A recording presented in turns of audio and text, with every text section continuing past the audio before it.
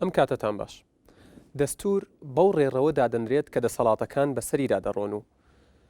لە سیستمە سیاسی پێشکەوتوەکانیشدا گرنگیەکی تایبەتی پێدەدرێت و بەو نەخشەیە دەزانرێت کە سیما سیاسی و ئابووری و کۆمەڵایەتیەکانی کۆمەلگایەک دیاری دەکات. گفتوگۆی ئەمڕۆمان تایبەتە بە پرۆژەی دەستوری هەرێم کە هەندێک پێیان وایە تێگەیشتنی هاوڵاتیان لە گرنگی دەستور هاوتایە بە گرنگی خودی دەستورەکە. بۆ قسەکردن لەسەر تەوەری ئەمڕۆمان لە شاری هەولێرەوە میوانداری زانا ڕۆستایی ئەندامی یەکێتی پارلەمانتارانی کوردستانمان کردو. کاک زانام کاتت باش و بەخێر بێی.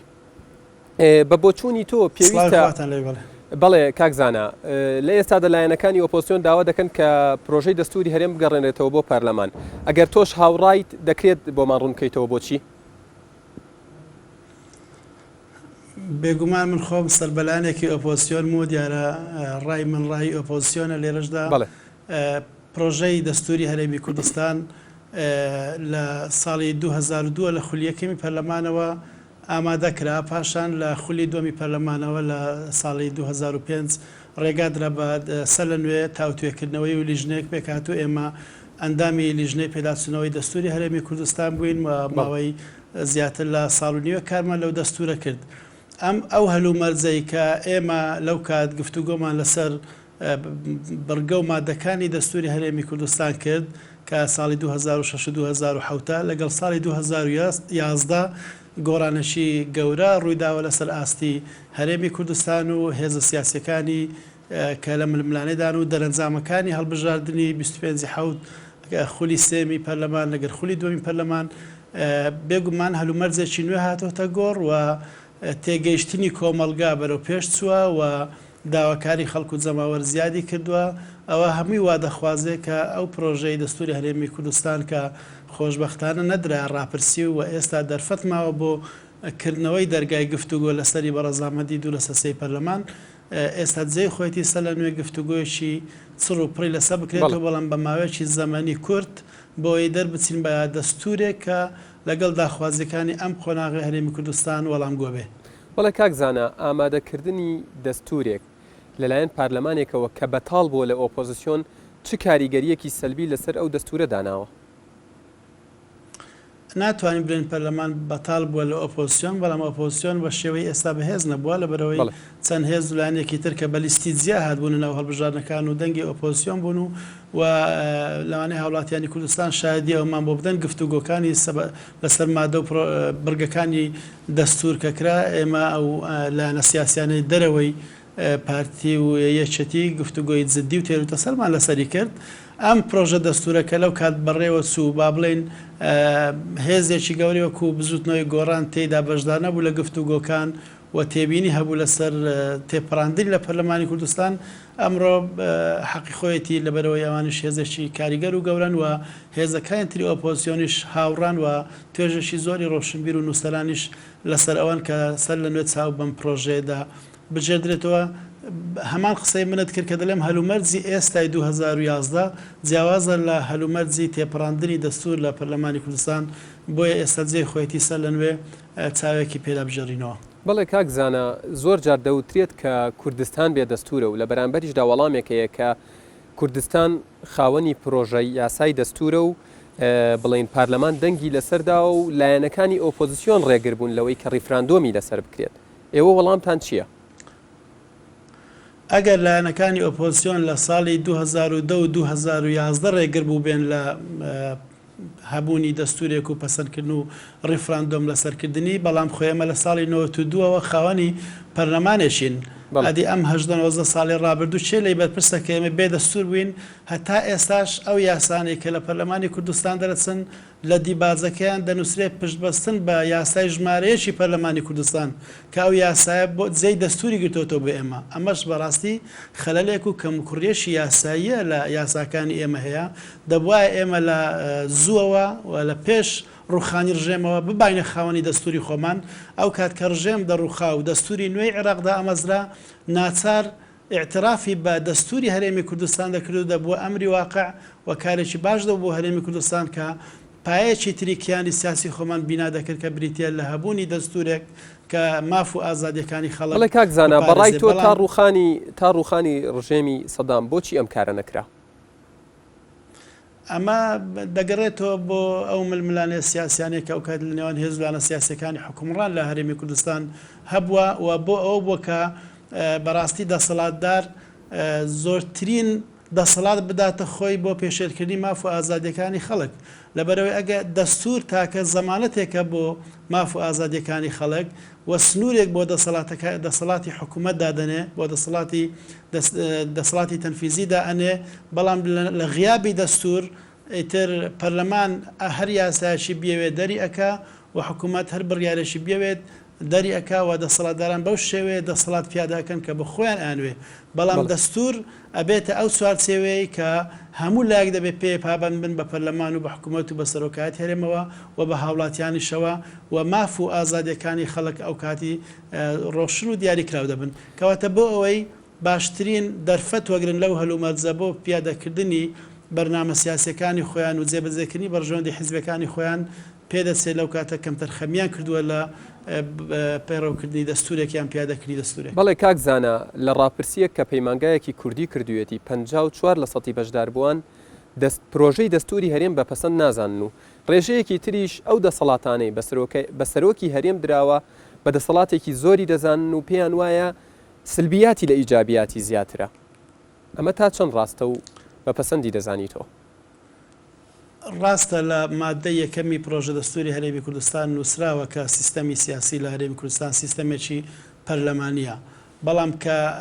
لە چۆنیەتی پیادەکردنی سیستەمی پەرلەمانی لە ناو مادەکانی دەستور ئەبینی زۆرێک لە تێکەڵاوی هەیە لە بینی سیستەمی پەرلەمانی و سیستەمی کۆماری و بەزاڵبوونی لایەنی سیستەمی ڕئاسی سەرۆکایەتی بەسەر سیستەمی پەرلەمانی ئەوە وای کردووە کە دەسەڵاتەکانی سەرۆکی هەرێمی کوردستان لە ناو دەستور بە ژمارەش بێ ژماریان زۆرە و بە زۆریش بێت زۆری زۆرە لەبەر ئەوەی یاسایەک دەرچۆ بە ناوی یاسای سەرۆکایەتی هەرێمی کوردستان لەوێ کۆمەڵێک دەسەڵات تێدا نووسراون هەمان بڕگەکانی ئەم یاسایە گواستراونەتەوە بۆ ناو پرۆژەی دەستور دیاریشەکە دەرچوونی یاسای سەرۆکایەتی هەرێم لە 2005 لە چ هەلومەرجێک بووە و ئێستاش چ هەلومەرجێکی تێداینە بۆیە من چاوەڕوانی ئەوە دەکەم کە ئێستا خەڵکی کوردستان زۆرینیان لەگەڵ ئەوە بن کە ئەم پرۆژە دەستورە پێویستی بە چاو پێداخشانەوە هەیە و ئەو پرۆژێک کە پێشتر ئێمە زۆر خۆمان تێداماندی کرد و هەوڵماندا بیگەینینە ئەو ئاستەی کە لە ئاست دەستورە پێشکەوتەکانی جیهان بێ و لە زۆر بەرگە و بە مادەکانیشی لە ئاستی دەستورە باشەکانی جیهاندایە بەڵام هێشتاش لە ئاست داخوازیەکانی ئەم قۆناغی هەرێمی کوردستاندا نییە. بەڵێ کاکزانە لە ڕووی یاساییەوە ئایا مەرجە کە تەواوی بڕگەکانی یان تەواوی مادەکانی دەستوری هەرێم بڵێن پێک بێتەوە لەگەڵ دەستوری عێراقدا و هیچی پێچەوانە و دژی تیادا نەبێت؟ بەڵێ بێگومان لەبەرەوەی دەستوری فیدرالی عێراق کە ئێمەش دەنگمان پێداوە بەڕاشکاوی باسەوە دەکا کە پێویستە دەستوری هەرێمەکان و یاسایەکانی دەوڵەتی عێراق لەسەر ئاستی هەرێمەکان دەرچیان لەسەر ئاستی ناوەند دەرچێت لە چوارچێوەی دەستوری فیدرالی دەرنەچی بە هیچ شێوێک ئێمە ناتوانین بە هیچ شێوێک لە دەستوری عێراق دەربچین بەڵام دەتوانین بە باشترین شێوە سوود وەربگرین لەو مەودانەی کە دەستوری عێراق داوێتی بە هەرێمەکان بۆ پیادەکردنی دەسەڵاتی خۆیان. بەڵێ کاکزانە لە مادەی سێی دەستوری عێراقدا هاتووە کە عێراق بەشێکە لە جیهانی ئیسلامی و ئەندامێکی دامەزرێنەر و کارای کۆمکاری وڵاتانی عەرەبیە و پابەندە بە تەواوی ڕێنمایی و بەندەکانەوە بەڵام لە دەستوری هەرێمدا باس لەو حەقیقەتەن نەکراوە کە هەرێمی کوردستان یان بڵێن ئەم بەشەی کوردستان بەشێکە لە کوردستانی گەورە ئەمە بۆچی فەرامۆش کراوە؟ ئەمە ئەگەڕێتەوە بۆ ئەو هەلومەرجە سیاسیەی کە ئێستا لە ناوچەکەدا هەیە تەبەن ئەو دەقە یاسایی دەستوری کە جەنابەت خوێندەوەتەوە ئێمە لەوێ لە لیژنەی دەستوری عێراقیش بەشداریمان تێدا کرد بە داکۆشیکردنی کورد سیغەکەی بەم شێوە لێ هات ئەگەنا پێشتر لە ئەنە عەرەبیەکان داوایان دەکرد بنووسێت کە عێراق بەشێکە لە وڵاتی لە نیشتیمانی عەرەبی و ئەندامێکی کاری ئەنجومەنی کۆمکاری عەرەبیە بەڵام بە داکۆشی کورد سیغەکەی بە شێوەیەکی وا لێ هات کە ئێمە بەشێکی لە جیهانی ئیسلامی نکوڵی لەوەی ناکەین بەڵام عێراق بە ناسنامەی ئێستا پێی ناگوترێت بەشێک لە نیشتیمانی عەرەبی لە بەرەوەی نەتەوەی تری تێدایە سەبارەت بە ئێمە لە هەرێمی کوردستان ئێمە لە دەستوری خۆمان ئەومان تۆمار کردو لە پرۆژەکە کە ئێمە هەرێمێکی فیدرالین و گەلی کوردستان بە شێوازێکی ئازادانە بڕیاری داوە لەم قۆناغا پەیوەندی لەگەر ناوەند لەگەر بەغدا بە شێوەشی فیدرالی بی و مافی چارەی خۆنووسینی هەیە هەر کاتێک کە دەوڵەتی عراق پابەند نەبوو بە دەستوری فیدرالی و مافەکانی خەڵکی کوردستانی پێشەر کرد و ئازادیەکانی پێڕەوە نەبینی سەبات بە پارچەکانی تری هەرێمی کوردستان نەتواندرا ئاماژەی پێ بکرێت لە دەقێکی یاساییدا وەکو بێگومان لەبەر ئەو کاریگەریانێک کە ئەیبوو لەبەر ئەو کاردانەوانەی کە ئەیبوو لەسەر ئاستی ناوچەکە ئێمە سەبارەت بە ناوچە جێ ناکۆکەکان دەقێکمان نووسی ئەمریکا هاتە سەرخەت و گوتیان چۆن دەبێت لە دەستوری هەرێمە شتێکی وا بنووسێکە فلان شوێن و فلان شوێنیش لە سنووری هەرێمی کوردستاندان کە تا ئێستا مادەی 140 نەبووتەوە. ئایا ئەمڕۆژ ئەگەر هاتو ئێمە بنووسین دەستوری هەرێم کە ئۆپۆزیسیۆنیش حازرە پێم وانە بتوانین ئاماژە بۆ بکەین کە بەشێکە لە کوردستانی گەورە. کەواتە کاکزانە تۆ مەبەستی تۆ ئەوەیە کە هۆکاری ئاماژەنەدان بەو حەقیقەتە دەگەڕێتەوە بۆ کاریگەریە دەرەکیەکان نەک بڵین بۆچوونی بەرپرسەکانی هەرێمی کوردستان؟ بەڵێ پێم وایە لەبەرەوەی هەموو لایەنە سیاسەکانی هەرێمی کوردستان و سەرکردەکانیش بێگومان ئەو مافە بەڕەوا دەبینن کە هەرێمی کوردستان بەشێکە لە کوردستانی گەورە و ئەو ئومێدە هەیە ڕۆژێک لە ڕۆژان کوردستانی گەورە وەکو دەوڵەتێکی سەربەخۆ ببینن بەڵام وەکو واقعبینی ئەم قۆناغا نەدەکرا لە نێودەقێکی دەستوری ئاماژە بە شتێک لەو زۆرە بکرێت. بەڵێ کاکزانە لە مادەی 103 خاڵی یەکەمی پرۆژەی دەستوری هەرێم داهاتووە کە لە بەڕێوەبردننی یەکە کارگێڕیەکاندا پشت بەلامەرکزیەت دەبەسترێت. بەڵام هەرچەندە ئەمە لە عێراق ئیشی پێکراوە بەڵام لە کوردستاندا تا ئێستا بەو شێوە کارا و کاریگەرە نابینرێت. بۆچی دەگەڕێتەوە ئەمە؟ ئەمە لەبەر دوو هۆیە هۆی یەکەم لە کوردستان شتێکەکەمان هەیە بێجگە لە پارێزگاکان پێگوترێ هەرێم پەرلەمانێکی هەیە حکوومەتێکی هەیە بەڵام لە پارێزگاکانی تری عراق ئەنجومەنی پارێزگا خۆی دەوری حکوومەتێکی محەلی ئەبینێ بۆیە شتێکی منطقیە کە ئەنجومەنی پارێزگاکانی تری عێراق دەسەڵاتیان فراوانترە لە ئەنجومەنی پارێزگاکەی هەرێمی کوردستان لەبەرەوەی هەندێک لە دەسەڵاتەکانی ئەنجومەنی پارێزگاکانی هەرێمی کوردستان حکوومەت بردیتی هەندێکی پەرلەمان بردیتی هەندێکی سەرۆکایەتی هەرێم بردیتی کە پارێزگاکانی تر بارودۆخیان نییە ئەگە لەوێش هەرێمێک دروست بێت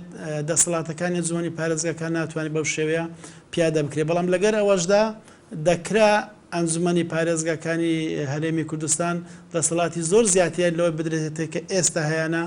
نەبەم شێوەیە کە بە تەواوی بێدەسەڵات بکرێن نەبەم شێوێکی ڕەها کە حکوومەتی دەسەڵاتی نەبێ لە بەرامبەریان حاڵەتێکی مامناوەندی ئەکرا پیادە بکرێ ئەم لا مەرکەزیەتە ئیداریە ڕنگدانەوەی هەبێ لە سەر یاساکانی هەرێمی کوردستان بە شێوەیەک هەموو شتێک کۆنتترۆل نەکرێت لەلایەن حکوومەتەوە و لەلایەن سەرۆکایەتی هەرێمەوە بەڵکو زۆربەی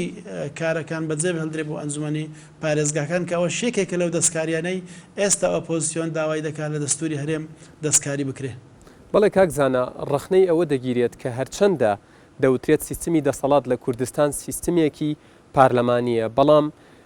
بڵین سیستمی دەسەڵاتی سەرۆکایەتی یاخود نیمچە سەرۆکایەتی زاڵترە و دەشوترێت بۆ نمونە لە سیستمی پارلەمانیدا سەرۆکی ئەنجومەنی وەزیران سەرۆکی هێزە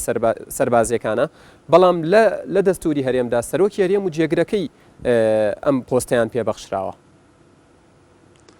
ینی کۆمەڵێک حاڵەتی زۆر نامۆ و نائاسایی بۆتە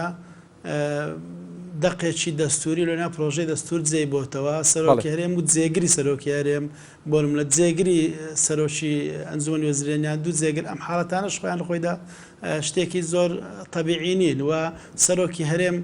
باس لەوە کراوە کە ڕاستەوخۆ لەلایەن خەڵکەوە هەڵبژێردرێت کە ئەمەش کۆکنیە لەگەر سیستەمی پەرلەمانی بەڵکو دەبێت سەرۆکەرێم لەلایەن پەرلەمانەوە هەڵبژێردرێ و پەرلەمانیش بتوانێت متمانەی پێبدا متمانەی لێ بسەندرێتەوە لەبەرەوەگەر لەیان خەڵکو و میلەتەوە هەڵبژێردرا ئیتر دەسەڵات لە میلەت وەرەگرێت و زۆر لەوانە حساب بۆ پەرلەمان نەکا بۆیە وەکو پێشتیش ئاماژەم پێکرد ڕاستە لە مادەیەکەم دەڵێ سیستەمێکی پەرلەمانیە بەڵام لە ڕاستیدا ئەگەر هاتوو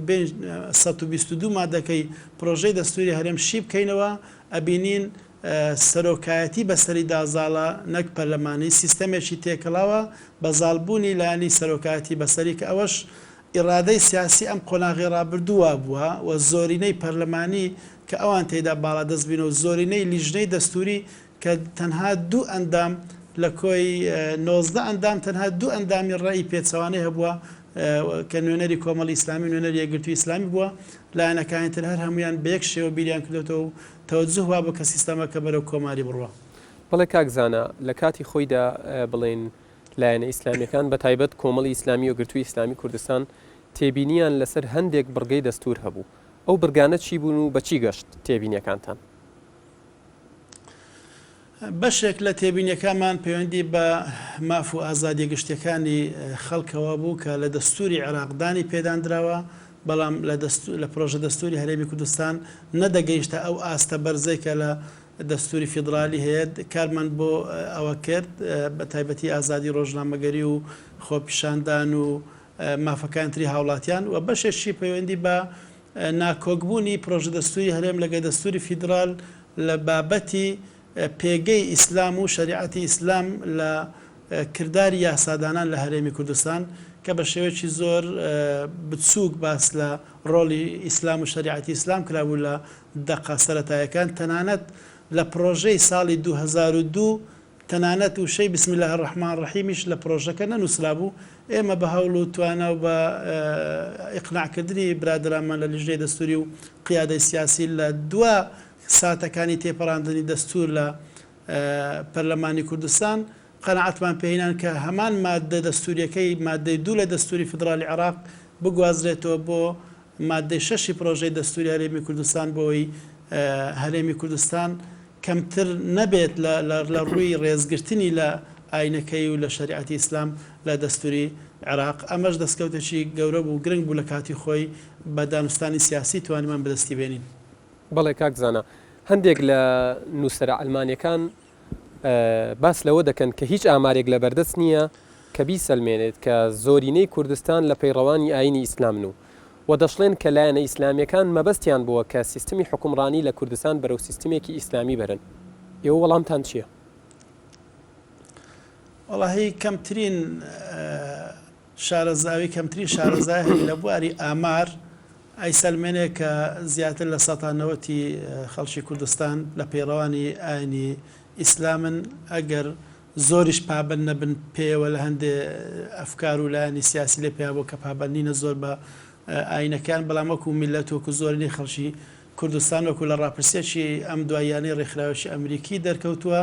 کە زۆرینەی خەڵکی کوردستان لەگەڵ ئەوەدا یاساکانی هەرێمی کوردستان پشت ببەستن بە لایەنی ئاینی ئیسلامی نەک بە لایەنی لایکی و ئەلمانی. ئەمە لە لایەک لە لایەکی تر هەرگیز لایەن و هێزە ئیسلامیەکان هەوڵیان بۆ ئەوە نەداوە کە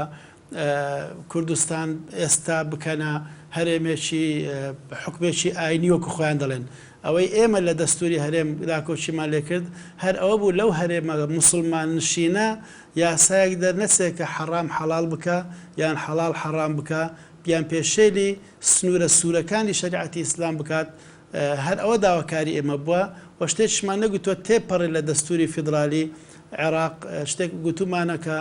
خەڵک قسەی لەسەر هەرێمی کوردستانەوە نییە کە بڵێن ئەوانە هەرێمێکن هەلا ئێستاوە ڕێز لە ئاینەکەیان ناگرن، ڕێز لە عەقیدەی میلەتەکەی خۆیان ناگرن. ئەمە بەو شێوێ توانیمان خزمەتێکی باشی سمعەی هەرێمی کوردستان و میلەتەکەشمان بکەین لەو ڕۆوە. کەواتە ئەو گۆڕانکاریانە بوو کە لە مادەی 6 کرا؟ ئەو گۆڕانکاریە بوو کە پێشتر زۆر بە سووکی باس لە ڕۆڵی ئیسلام و شریعەتی ئیسلام کرابوو و ئێمە توانیمان هەمان مادەی 2 دەستوری فیدرالی بگوازینەوە بۆ مادەی 6 لە ناو پرۆژەی دەستوری هەرێمی کوردستان، هەم بۆ ئەوەی تێکگیران نەبێتن لە نێوان دەستوری هەرێم و دەستوری فیدرال، هەم بۆ ئەوەی کە سمعەی هەرێمی کوردستانیش لەکەدار نەبێت لە ڕووی پابەندی بە ئیسلام و ڕێزگرتنی لە بنەماکانی ئیسلام لە یاساکانی خۆیدا. بەڵێ کاکزانە وەکو دەزانین هەریەک لە یەکێتی نیشتیمانی کوردستان و پارتی دیموکراتی کوردستان زۆرینەی کورسیەکانی پارلەمان پێکدێنن لە ئێستادا. ئایا کاریگەری ئەمە چییە لەسەر دەستور گەر بە شێوەیەکی گشتی قسە بکەین بۆ ئەم قۆناغەش؟ بێگومان لە خولی دوی پەرلەمان کە زۆرینەی ڕەهای کورسیەکانی پەرلەمان بەدەستی پارتی دیموکراتی کوردستان و یەکێتی نیشتیمانی کوردستان بوو و ئەوان زۆربەی زۆری مادەکانی دەستوریان لە ڕوانگەی سیاسی خۆیان و لە ڕوانگەی بەرنامەی فکری خۆیانەوە دانڕشتووە. ئەوە مەکسەبێکی گەورە ئەبێ بۆوان لە داهاتوو ئەگەر ڕێژەی کورسەکانیشان کەم بکات لە پەرلەمان بەڵام توانیتیان دەستورێک بچەسپێرن کە بەو شێوەی بەو بەرنامە سیاسێکە ئەوان ویستوانە پیادە بکرێت. بۆیە کە ئێستا ئەمە واقعی خولی سەی پەرلەمان بخوێنینەوە و